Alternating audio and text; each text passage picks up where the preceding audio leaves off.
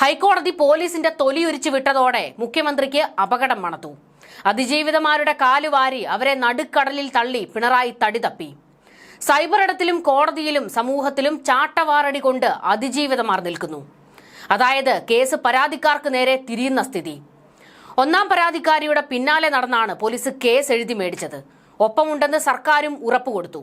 ഒടുക്കം കളി കൈവിട്ടപ്പോൾ തനിക്കൊണം കാണിച്ച് മുഖ്യമന്ത്രി. അതിജീവിതമാരെ തോളത്തുകൊണ്ട് നടന്ന CPM ആകട്ടെ അവരെ നിലത്തേക്കെടുത്തിട്ടിട്ട് ഓടി രക്ഷപ്പെട്ടിട്ടുണ്ട്. രാഹുലിനെതിരെ 3 പരാതികളാണ്. ഈ 3 പരാതികളിലും കോമൺ ആയിട്ട് പലതും ഉണ്ടായിരുന്നു.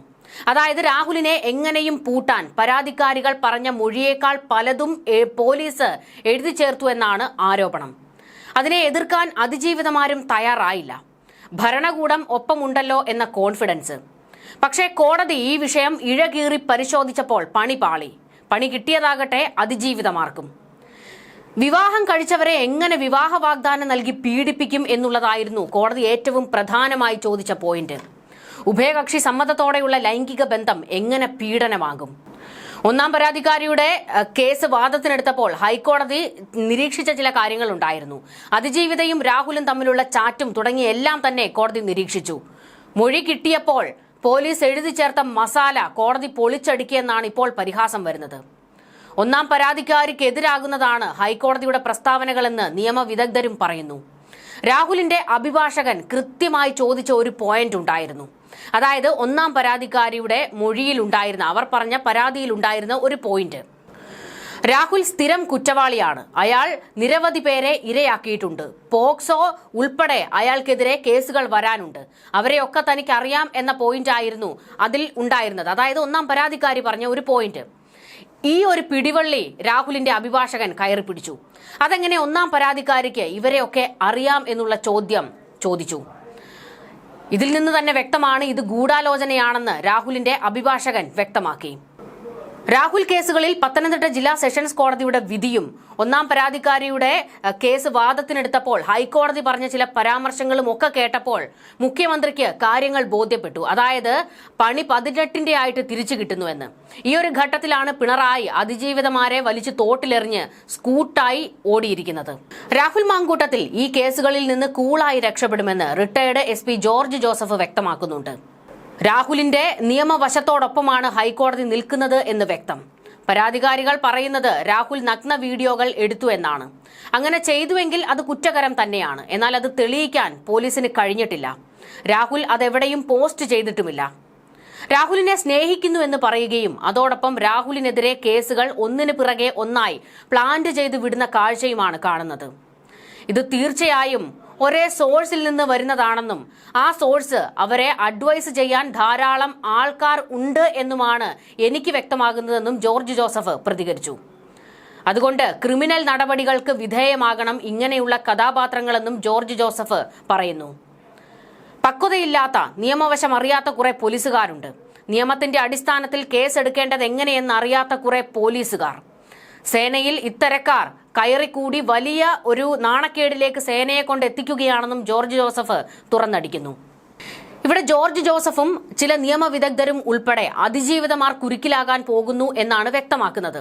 അവർ അങ്ങനെ പറയുമ്പോൾ ഇതിലെ മറ്റു ചില വശങ്ങൾ കൂടി നമുക്കൊന്ന് നോക്കണം. അതായത് 3ാം പരാതി കൊടുത്ത കാനഡയിൽ നിന്നുള്ള ആ സ്ത്രീ ഇതുവരെ പോലീസിനോട് സഹകരിക്കാൻ പോലും തയ്യാറായിട്ടില്ല. അന്വേഷണത്തോട് സഹകരിക്കാൻ അല്ലെങ്കിൽ മൊഴി കൊടുക്കാൻ അവർ ഇതുവരെ തയ്യാറായിട്ടില്ല. പോലീസ് വലിയൊരു ആത്മവിശ്വാസത്തിലായിരുന്നു. കാനഡയിലെ ഇന്ത്യൻ എംബസിയിൽ വെച്ച് ഈ പറയുന്ന പരാതിക്കാരിയുടെ 3ാം പരാതിക്കാരിയുടെ മൊഴി എടുക്കാൻ കഴിയും, വീഡിയോ കോൺഫറൻസിലൂടെ മൊഴിയെടുക്കാൻ കഴിയും എന്നാണ് പോലീസ് കരുതിയത്. എന്നാൽ അവർ അതിൽ നിന്ന് പിന്മാറി. അവർ കേരളത്തിലേക്ക് വരുമെന്ന് കരുതിയിരുന്നു. പക്ഷേ കേരളത്തിലേക്കും അവർ വന്നില്ല. അതായത് ഈ കേസുമായിട്ട് സഹകരിക്കാൻ അവർ തയ്യാറല്ല. മുഖ്യമന്ത്രി പിണറായി വിജയൻ ഇമെയിൽ വഴി ഒരു പരാതി അയച്ചതിന്റെ അടിസ്ഥാനത്തിലായിരുന്നു ചാടി പുറപ്പെട്ട് പോലീസ് ഇറങ്ങിയതുമൊക്കെ. പക്ഷെ അത് 8ന്റെ പണിയായിട്ടാണ് പോലീസിന് ഇപ്പോൾ തിരിച്ചു കിട്ടിയിരിക്കുന്നത്. എന്തുകൊണ്ട് ഇവർ അന്വേഷണത്തോട് സഹകരിക്കുന്നില്ല എന്നുള്ളൊരു ചോദ്യം ഇനി ഉയരും. അവിടെയാണ് ഈ കാനഡക്കാരി എന്താണ് സ്കൂട്ടായത് എന്നതുകൂടി പല കോണിൽ നിന്ന് ചില വിവരങ്ങൾ പുറത്തു വരുന്നത്.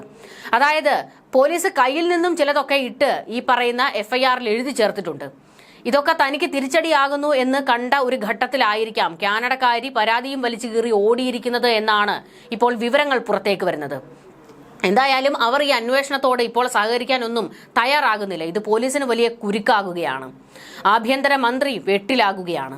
ജോർജ് ജോസഫ് പറഞ്ഞ മറ്റു ചില കാര്യങ്ങൾ കൂടിയുണ്ട്, അതുകൂടി നമുക്കൊന്ന് നോക്കാം.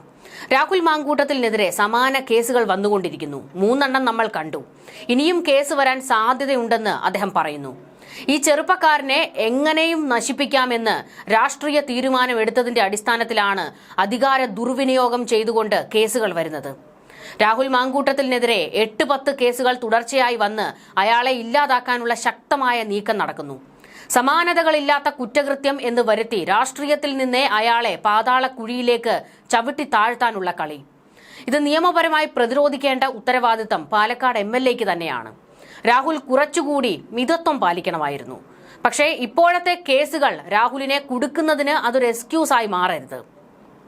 അതായത് രാഹുലിന്റെ ഭാഗത്ത് ധാർമ്മികമായ തെറ്റുകൾ പറ്റിയിട്ടുണ്ട്, അതായത് ഈ സ്ത്രീകളുമായിട്ടുള്ള അയാളുടെ ബന്ധം. പക്ഷേ നിയമത്തിന്റെ കണ്ണിലൂടെ നോക്കുമ്പോൾ അത് തെറ്റല്ല താനും. അതാണ് ജോർജ് ജോസഫും പറഞ്ഞു വെക്കുന്നത്.